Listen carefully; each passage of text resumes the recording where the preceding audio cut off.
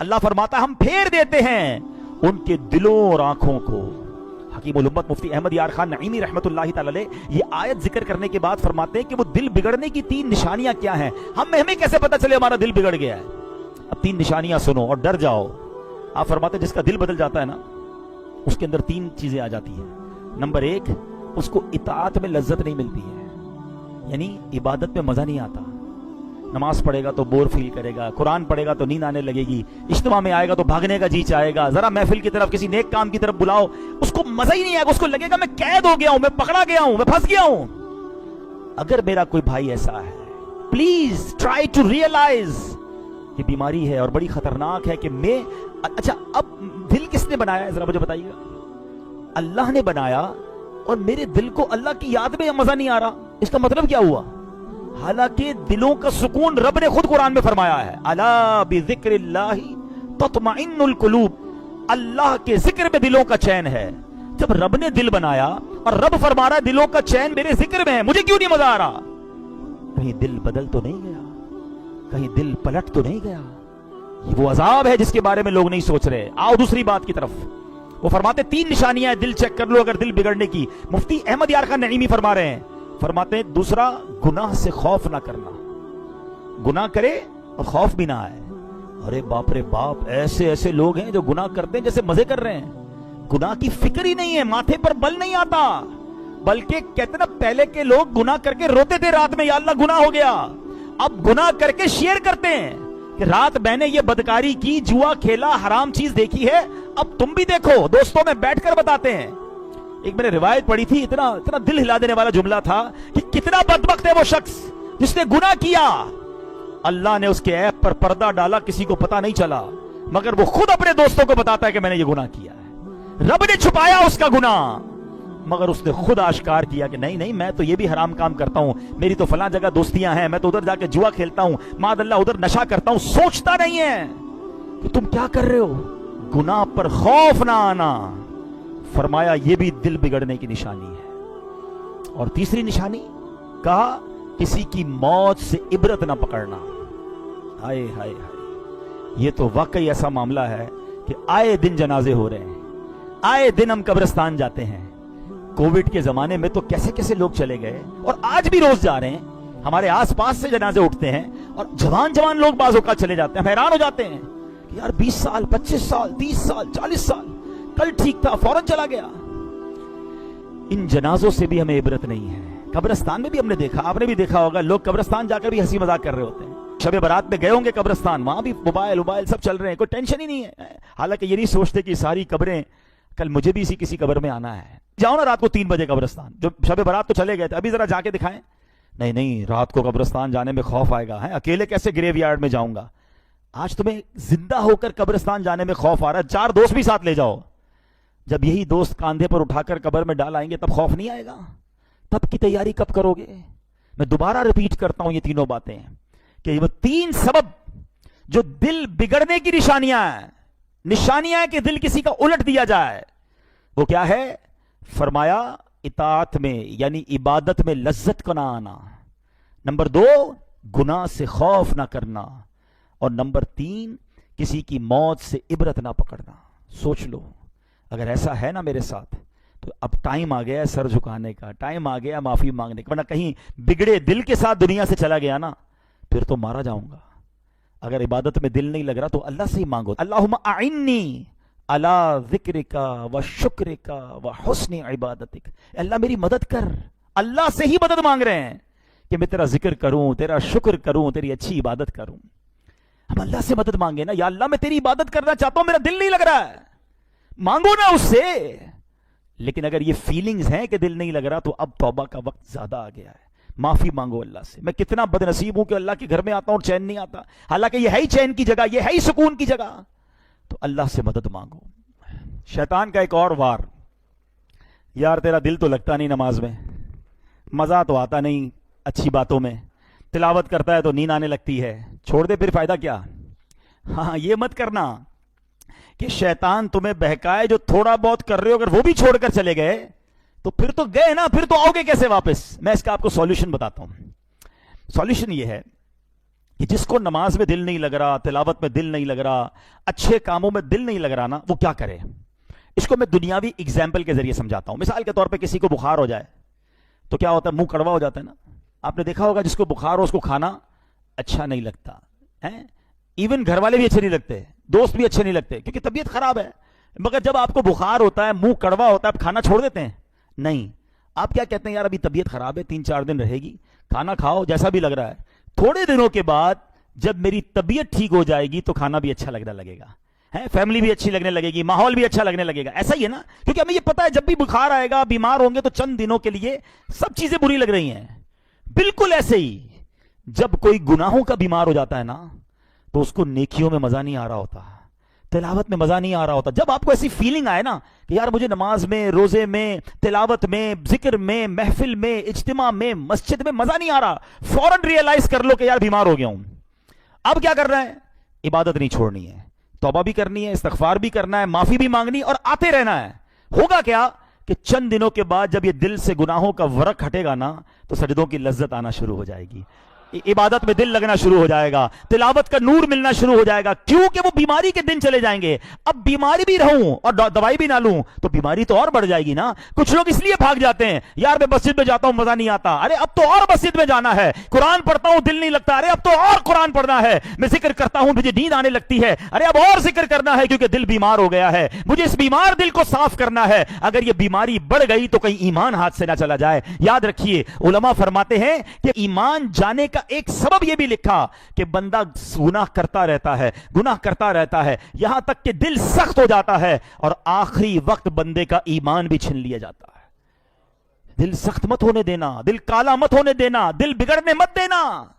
اگر فیل ہو رہا ہے نا کہ یار دیر از سم تھنگ رانگ، آج ہمیں پتا چلے کہ یار میری زبان میں اچانک لکنت آ رہی ہے، پیر صحیح چل نہیں رہا ہے، ہاتھ میں کپکپاہٹ آ رہی ہے، آنکھیں دیکھ نہیں رہی ہیں، کان صحیح سن نہیں رہا، تو ہم چھوڑتے نہیں ہیں اس کو. ارے کوئی بات نہیں، پیر نہیں چل رہا، ایک تو چل رہا ہے نا، فوراً ڈاکٹر کے پاس، فوراً کلینک. یار اچانک کیا ہو گیا؟ مجھے دکھائی نہیں دے رہا، مجھے سنائی نہیں دے رہا، میرا پیر سیدھا نہیں ہو رہا. فوراً جسم میں جہاں گڑبڑ ہوئی ہم نے ڈاکٹر کو، لیبارٹری کو پکڑ لیا. ارے جب تمہارے ایمان کے معاملے میں، تمہاری عبادت کے معاملے میں گڑبڑ شروع ہو گئی ہے، تمہیں نماز میں دل نہیں لگ رہا، تمہارا تلاوت میں دل نہیں لگ رہا، تمہارا سجدوں میں دل نہیں لگ رہا، تم دعا کے لیے ہاتھ اٹھاتے ہو آنسو نہیں بہ رہے، تمہیں یاد مدینہ نہیں تڑپا رہی، سمجھ لو میں بیمار ہو گیا ہوں. اب مسجد چھوڑ کر مت جانا، اب اللہ کی بارگاہ میں سر جھکا دینا کہ مولا بیمار بن گیا ہوں، مولا گناہوں نے ورق چڑھا دیا ہے، دل سیاہ ہونے لگ گیا ہے، اے اللہ دل بگڑنے لگ گیا ہے، کریم مدد کر. اللہم اعنی علی ذکرک و شکرک و حسن عبادتک. مانگو نا اپنے رب سے، وہ کریم ہے، وہ تمہارا دل صاف کر دے گا، وہ تمہارے دل سے یہ گناہوں کی عادت چھوڑا دے گا. بس فکر رکھنا کہ دل بدل نہ جائے، اور موت کسی کی سن کر بھی تمہیں عبرت نہیں آتی تو سمجھ لو دل بگڑ گیا ہے. ارے پہلے کے لوگ پتہ ہے کیسے ہوتے تھے؟ آج مجھے اور آپ کو کسی کے جنازے میں جانا ہو نا تو بڑا آسان ہے ڈھونڈنا، یار اس کا بیٹا کون ہے، اس کا بھائی کون ہے، کیونکہ ایک بندہ ہوگا جو یا تو رو رہا ہوگا یا بڑا افسردہ ہوگا اور سارے لوگ اس سے مل رہے ہوں گے. ایسا ہی ہے نا؟ پہلے ایسا نہیں تھا. پہلے کے زمانے میں ڈھونڈنا مشکل تھا کہ میت کا رشتہ دار کون ہے. کیوں؟ سبھی رو رہے ہوتے تھے جنازے میں، سب رو رہے ہوتے تھے. اس لیے نہیں کہ میت سے پیار ہوتا تھا، اس لیے کہ سب کو اپنی موت یاد آ رہی ہوتی تھی، سب کو یہ خیال آ رہا ہوتا تھا آج یہ گیا ہے، کل میری باری ہے، آج میں نے اس کو قبر میں اتارا ہے، کل مجھے اتاریں گے. مسجد میں ایئر کنڈیشن چل رہا ہے، کتنے مزے سے ہم بیٹھے ہیں، تھوڑی دیر لائٹ چلی جائے نا 10-15 منٹ کے بعد ہم نہیں بیٹھ سکیں گے، گرمی ہونے لگے گی. یہ میری اور آپ کی اوقات ہے. کبھی ہم نے سوچا کہ قبر کی گرمی کیسے برداشت ہوگی؟ ایک سوراخ نہیں چھوڑتے دوست، کہتے یار یہ سوراخ ہے اس میں بھی مٹی ڈال دو بھائی، قبر میں ایک سوراخ کو بھی بند کرو. ہاں، جس سے رب راضی ہوا اس کی قبر میں بھی رونق کی رونق ہوگی، اس کی قبر جنت کا باغ بنے گی. فرمایا اتنی وسیع ہو جائے گی جدھر تک نظر جائے گی ادھر تک قبر وسیع ہو جائے گی.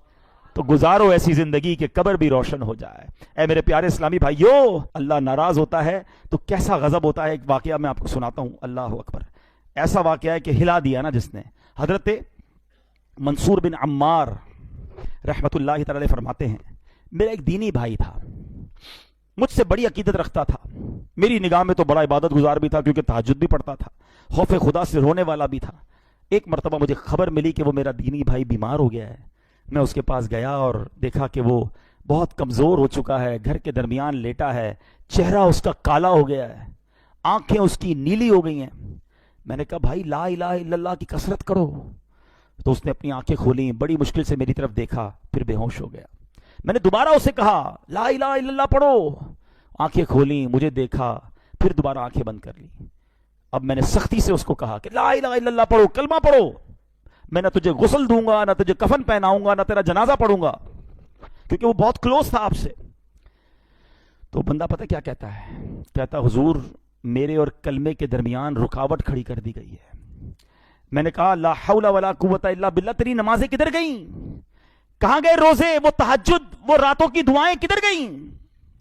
تو وہ کہتا ہے اے منصور میں یہ سارے کام تو کرتا تھا مگر اللہ کی رضا کے لیے نہیں کرتا تھا, میں لوگوں کو دکھانے کے لیے کرتا تھا.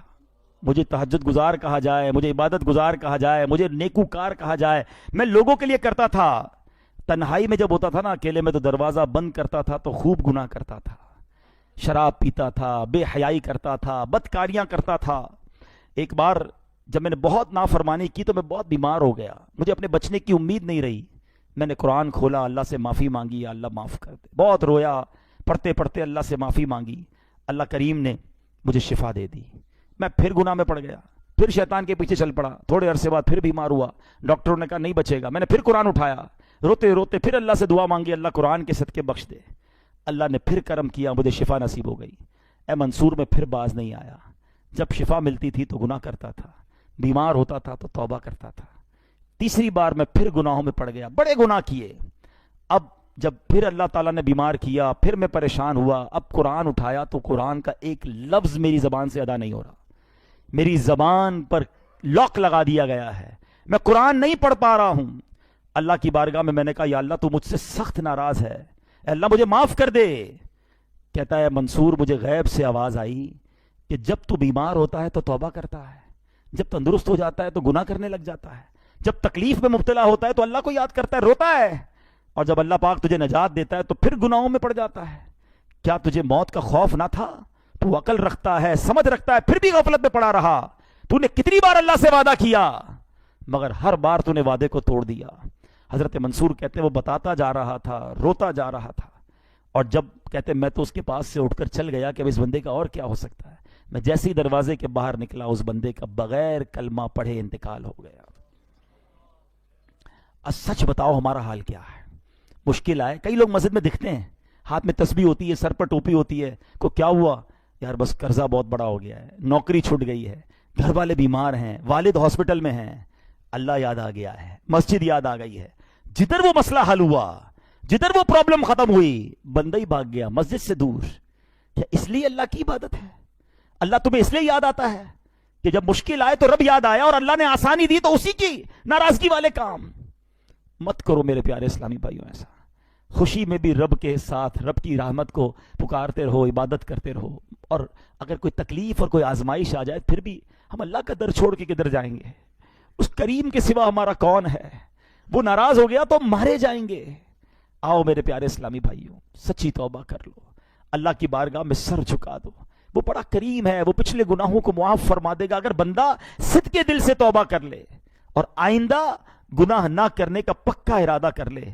میں اللہ سے میں بھی دعا کرتا ہوں اور آپ بھی دعا کریں کہ رب کریم ہمیں سچی توبہ نصیب فرما. امام حسن بصری فرماتے دیکھو نیکی کیا چیز ہے.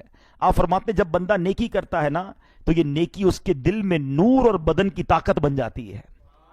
آپ کچھ واقعی نیک لوگوں کو دیکھیں گے نا, ان میں بڑی انرجی ہوگی, بڑی عمر کے بھی ہو جائیں گے مگر آپ کو حشاش بشاش ہر وقت آپ کو ایکٹیو نظر آئیں گے, کیونکہ ان کے اندر ایک روحانی طاقت آ گئی ہوتی ہے.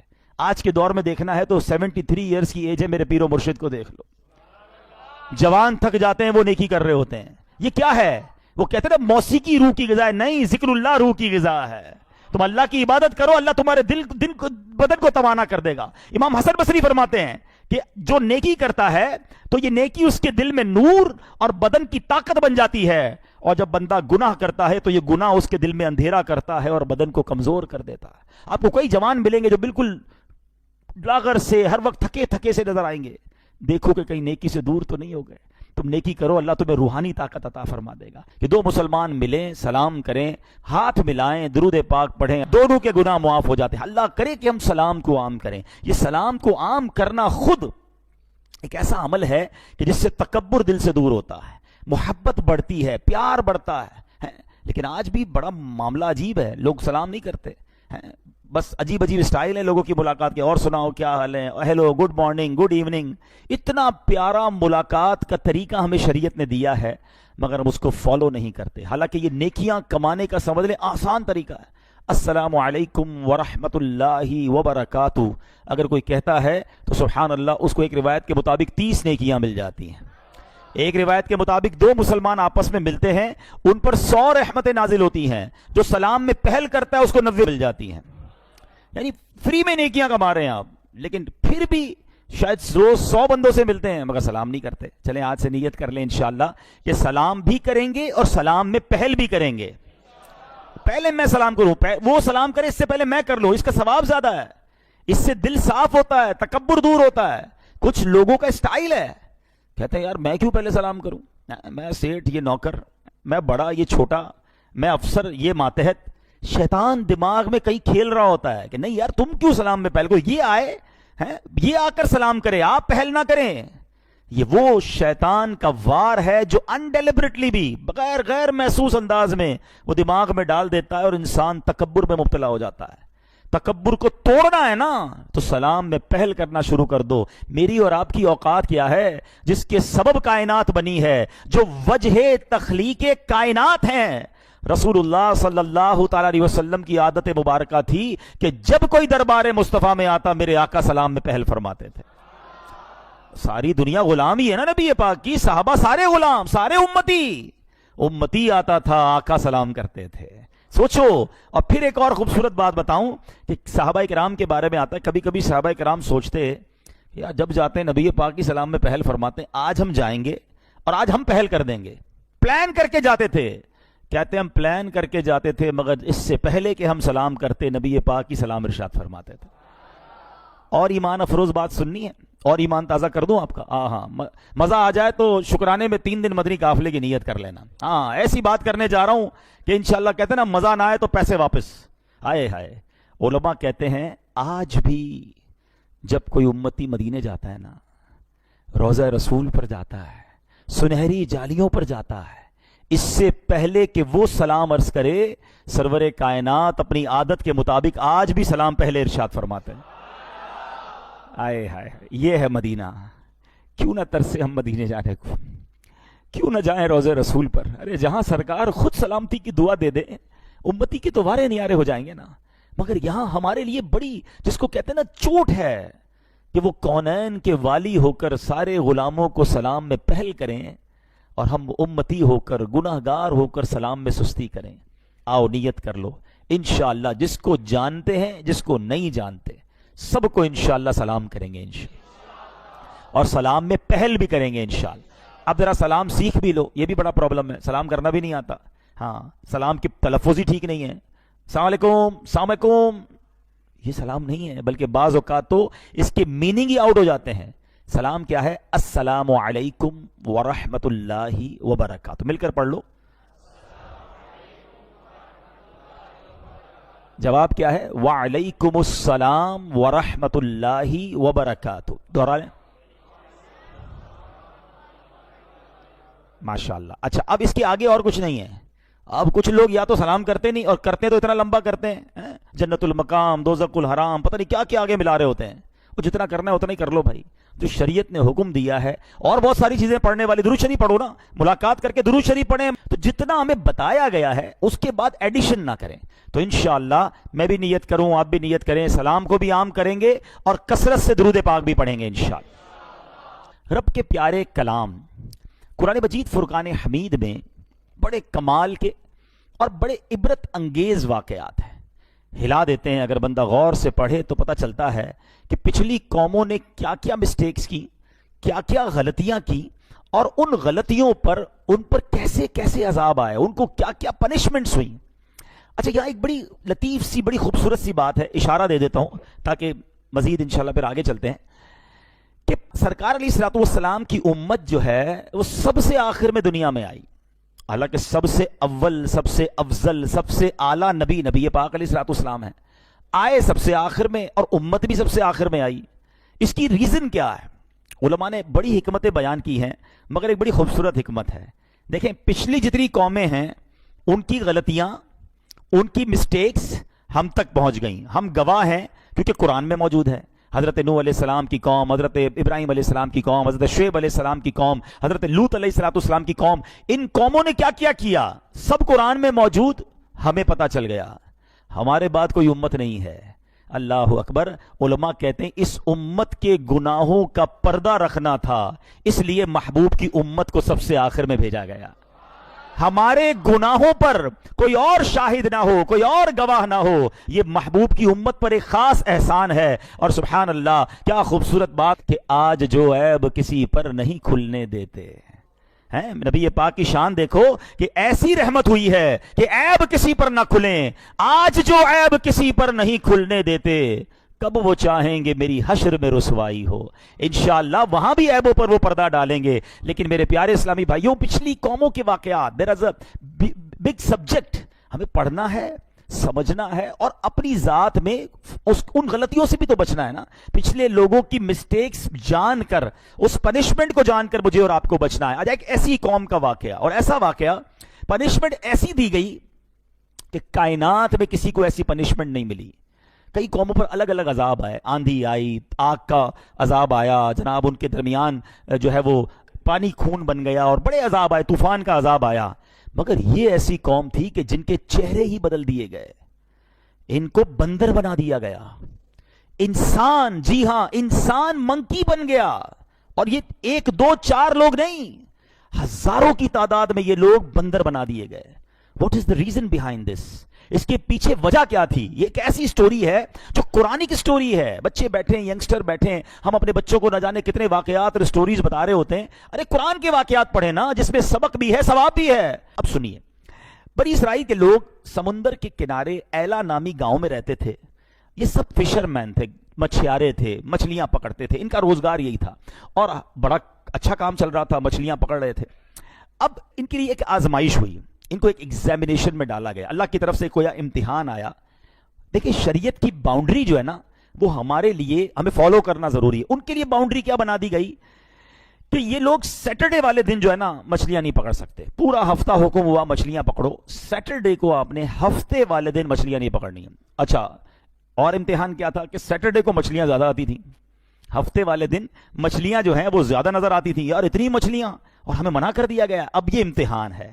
आज भी बहुत सारे ऐसे इम्तिहान हैं हमारे साथ कि जो बंदा कहता है यार ये नहीं करने की इजाजत, इसमें तो बड़ा मजा है, सूद लेने में तो बड़ा फायदा है भाई, बड़े पैसे, कुछ कमाना भी नहीं, वैसे ही घर बैठे पैसे आ रहे होते हैं, ये वाला भी फला जुआ खेल लूं, इतने पैसे लगाऊंगा, इतने मल्टीप्लाई हो जाएंगे, तरह तरह के कॉइन्स आ गए हैं, पता नहीं क्या क्या इंटरनेट पर चीजें सुना आ गई हैं जनाब, रात को पैसे लगाते हैं सुबह डबल हो जाते हैं। शरीयत ने मना किया है। हाँ, यही इम्तिहान है, तुम्हें रोका गया है, तुम्हारा काम रुक जाना है। ज्यादा पैसे देखकर, ज्यादा मजा देखकर, ज्यादा इंजॉयमेंट देखकर इस्लाम की बाउंड्री को नहीं तोड़ना है।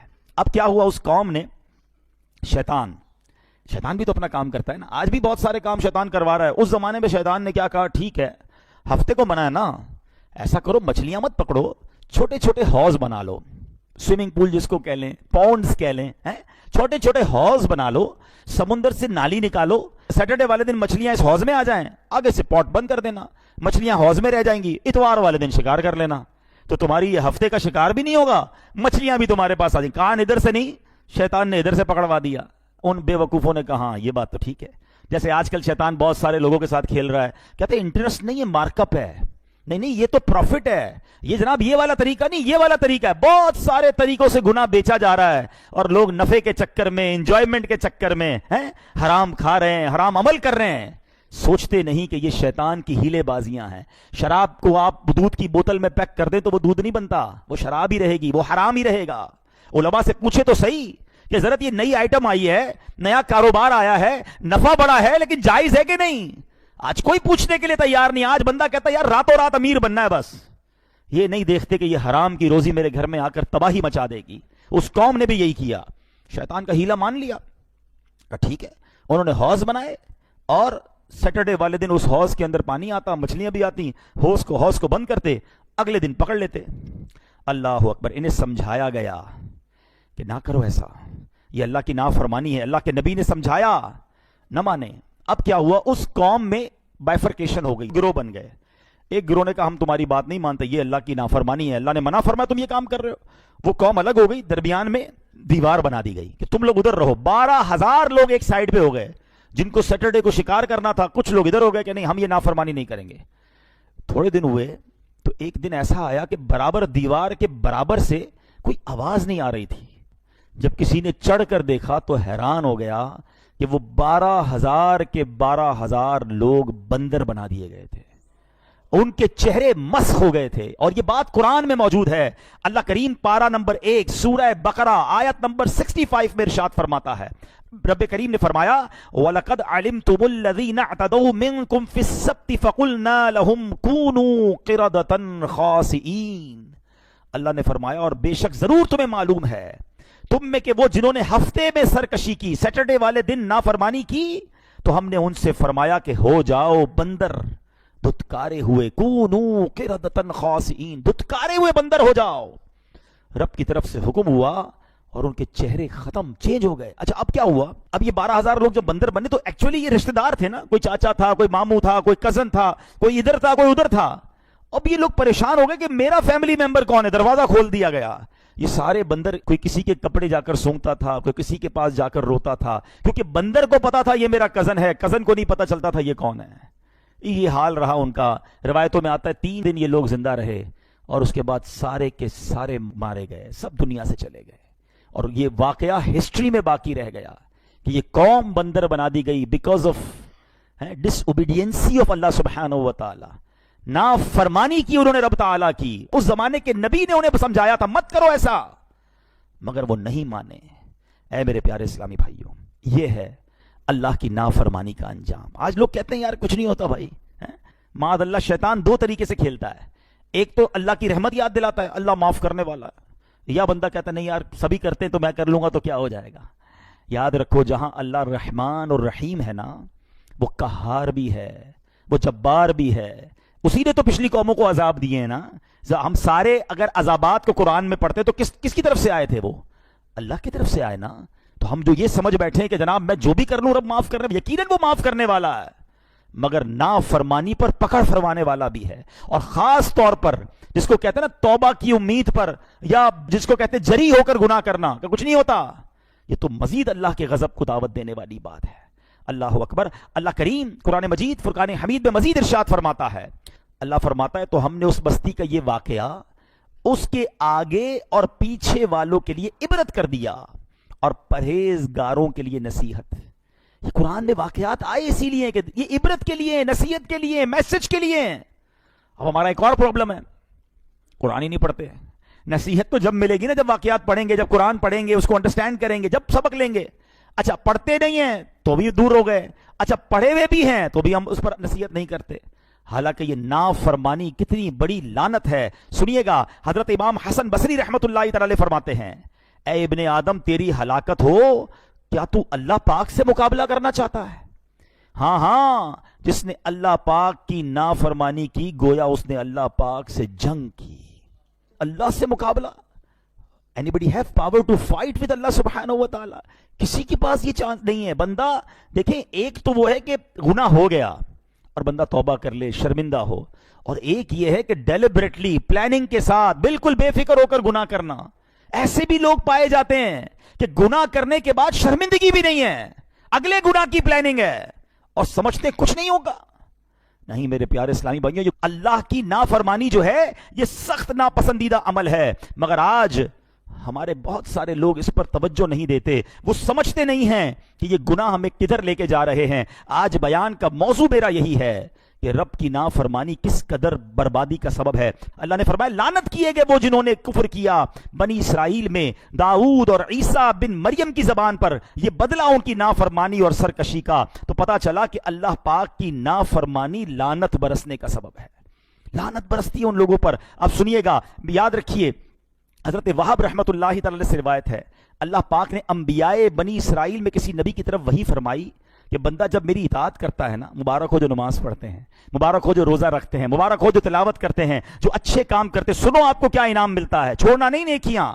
فرمایا بندہ جب میری اطاعت کرتا ہے تو میں اس سے راضی ہو جاتا ہوں، اور جب راضی ہو جاتا ہوں تو اسے برکتیں عطا فرماتا ہوں، اور جب بندہ میری نافرمانی کرتا ہے تو میں اس سے ناراض ہو جاتا ہوں، اور جب میں اس سے ناراض ہو جاتا ہوں تو اس پر لعنت برساتا ہوں، اور میری لعنت اس کی 7 پشتوں تک پہنچتی ہے۔ یہ زیادہ خطرناک بات ہے کہ ہمارے برے اعمال، ہماری اللہ کی نافرمانی، یہ ہماری نسلوں کے لیے بھی بہت نقصان دہ ہے۔ انسان کی نیکی جو ہے وہ اس کی نسلوں کے لیے فائدے کا باعث بنتی ہے۔ تو اے میرے پیارے اسلامی بھائیوں، بہت گناہ کر لیے، بڑی نافرمانیاں کر لی، اب اللہ کی رضا والے کام کرنے ہیں اور زندگی ایسے گزارنی ہے جو رب کی نافرمانی میں نہ گزرے۔ ذرا سوچے نا، پچھلی قوموں میں کیا کیا غلطیاں کی تھیں ہیں؟ ان کے وہ گناہ کرتے تھے اور اس کے بہانے گھڑ لیتے تھے۔ سود کو منافع یعنی پروفٹ کہتے تھے، بے حیائی کو جدت کا نام۔ آج بھی ایسے لوگ ہیں کہتے نہیں جناب یہ تو ماڈرن لائف ہے، حیا پردہ جو ہے وہ دل میں ہونا چاہیے، اور بے پردگی کو فروغ دے رہے ہیں، بے حیائی کو فروغ دے رہے ہیں۔ کوئی کہتا ہے بے پردگی نہیں ہے جناب، یہ تو فیشن ہے۔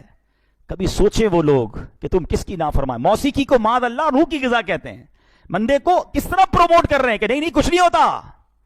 آپ سوچیں آج لوگوں کو تم منا لو گے، لوگوں کو چکنی چپڑی باتوں میں منا لو گے، نہیں بھائی میں انٹرسٹ کا کام نہیں کرتا، میں تو ذرا ہمارا کوئی اور طریقہ ہے، دنیا کو منا لو گے، اللہ کی بارگاہ میں پیش نہیں ہونا ہے، ادھر کیا جواب دیں گے؟ ذرا سوچئے، گناہ آخر گناہ ہے، اور جب رب ناراض ہوتا ہے تو بندہ برباد ہو جاتا ہے۔ اچھا اب پچھلی قوموں کے بارے میں آپ کو ایک سمری پیش کرتا ہوں، ذرا غور سے سنیے گا۔ قوم عاد، آج لوگ کہتے ہیں یار ہمارا بڑا نام ہے، بڑی طاقت ہے، بڑا خاندان ہے، بڑی سورس ہے۔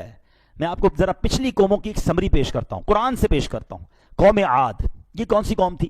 اتنے لمبے لمبے قد تھے، اوہو بڑے طاقتور، اللہ پاک نے مال و دولت سے بھی بڑا نوازا تھا۔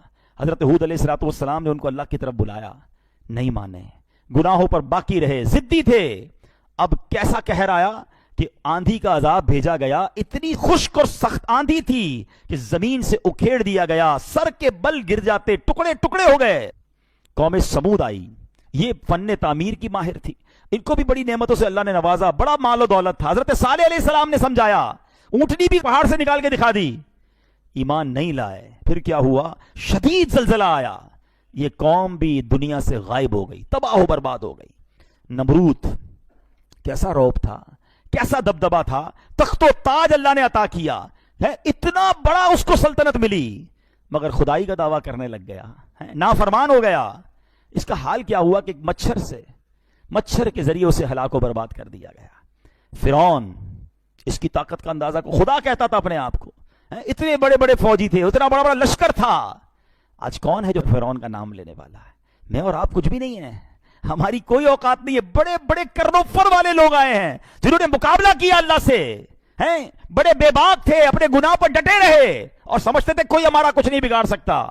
ان کی داستان بھی باقی نہیں رہی ہے۔ تو ہمیں سوچنا ہے کہ اگر رب ہم میں سے کسی سے ناراض ہو گیا نا تو پھر دنیا کی کوئی طاقت بچا نہیں سکے گی، کوئی سورس، کوئی عہدہ، کوئی رابطہ، کوئی پیسہ، کوئی سپورٹ۔ یاد رکھنا، جس سے رب راضی اس سے سب راضی۔ رب ناراض ہو گیا نا پھر ساری دنیا ملا لو اپنے ساتھ، ہاں پھر اللہ کی پکڑ بڑی شدید ہے، اس کا عذاب بڑا شدید ہے۔ یاد رکھیے میرے پیارے اسلامی بھائیوں، آج جو ہے نا یہ ہم سمجھتے ہیں کہ یہ پہلے کے لوگوں کے ساتھ تو عذاب آتا تھا، ہم پر نہیں آتا۔ یہ مہربانی ہے نبی پاک علیہ السلام کی کہ ہم پر اجتماعی عذاب نہیں آتا، مگر ایک چیز ہو رہی ہے ہمارے ساتھ، وہ کیا ہے؟ جاؤ میں آپ کو بتاتا ہوں۔ اللہ اکبر۔ یاد رکھیے گا، علماء فرماتے ہیں کہ پہلے کے لوگوں کے عذاب میں جسم بدل دیے جاتے تھے، ان کے چہرے بدل جاتے تھے۔ آج اس امت کا عذاب یہ ہے کہ ان کے دل بدل دیے جاتے ہیں۔